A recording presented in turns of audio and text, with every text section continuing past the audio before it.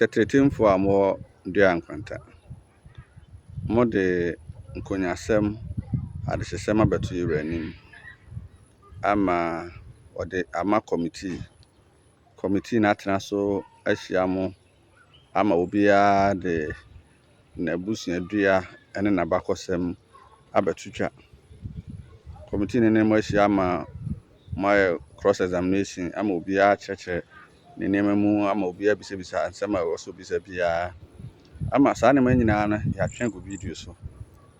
Committee no arekɔdo minutes ama wabɛkan ɛwɔ asetena.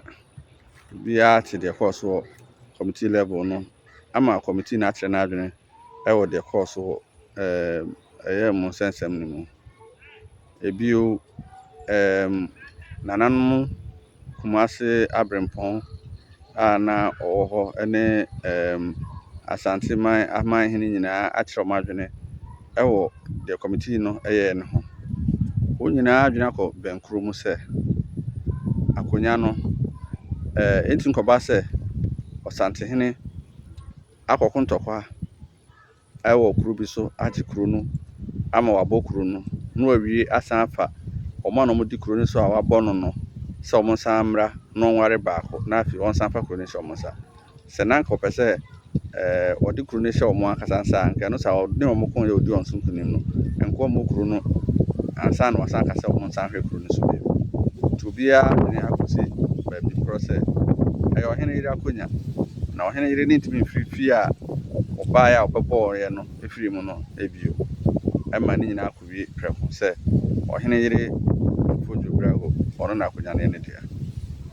Yɛmfa ne sɛ nka committee no yɛ nkonso ebi nananom ahwɛ nneɛma no yie ɛna wɔbu asɛm no ɛwɔ kwan a mompɛ so a n'ano yia no ɛwu adom ase akyerɛ kwan ɛwu adom ase asɛm bɛtɔɔ Ɔsantehene nim ma wɔde ma committee ma mohwehwɛ mu ma obiara de n'abakɔsɛm ne abusuadua abɛtoto dwa ɛmɛkɔbɔɔ sɛ kɔwie ne ɛho sɛ ɛwu adom ase ma ahema ɛnyɛ ade ase ɛma yɛde ma ɛyɛ fie a ɛsɛ na ɛpata mo ɛnya akonnwa no. Ɔmo nya akonnwa no wie no wɔn koraa de kɔ ɛwu adom ase ɛkɔyi de hyɛ branteɛ ɛma ne so akyerɛ ɛwu adom ase.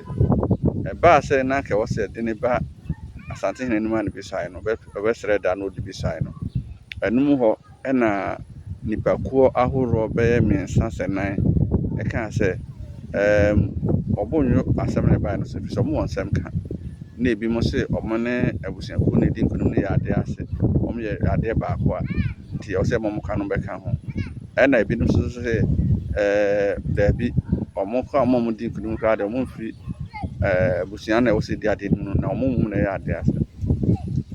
Asantehene abɔdwokyerɛ na wɔkyerɛ ɔmo akwan ɛma ɔmo nyinaa san de ɔmo abusuadua ɛne wabakɔsɛm ɛbaeɛ.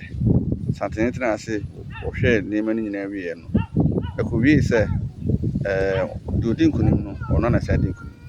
Nti yɛmfa ne sɛ modwen sɛ sɛdeɛ asɛm no kɔɛ no mo ani anye ho a ɛwu adom ase a ebi n'ano yɛ afe maayɛ. Nti ka ne papa mu no ɛwɔ sɛ nka mo nso so mokɔ ɛyɛ petition bibi saa na mode brɛ yɛwura sɛ makɔtena ase na moyɛ press conference ɛma yɛwura sɛ sɛ ɔno na ntie press conference no na ɔmɛma mmuayɛ sɛ mo nsan fa asɛm no bra abrɛ a ɔde kan de asɛm no akɔ ama yɛwura ɛboa asɛm no nti ɛwɔ sɛ mo sɛ ɛwu adom ase akyerɛ kwan no. Nti dua nkwantafoɔ sɛ mogye sɛ mo new case a Supreme Court ma ruling a deɛ ɔyɛ no sɛ wɔ appeal to Supreme Court no na ɔyɛ judicial review. Nti ɔsɛ mo san de asɛm no ba yɛwura hɔ bi na so ɔsan yɛ review through a petition. Na mokɔtena abɔntene yɛ press conferences a ɔno no ɔnte social media so sɛdeɛ mu bi te ha no ɔabɛtie mo petitions na akɔdi asɛm no. Nti yɛda mo ase sɛ moyɛ no moamfa abufuo so na mokyerɛ ebuo ɛwɔ mo kasaeɛ mu. Mɛgye de sɛ mo genuine consent a momfa amammerɛ pass na momfa nto yɛwura anim na wobɛtie mu na deɛ mopɛ sɛ ɔyɛ no wahwɛ mu bi mama mo.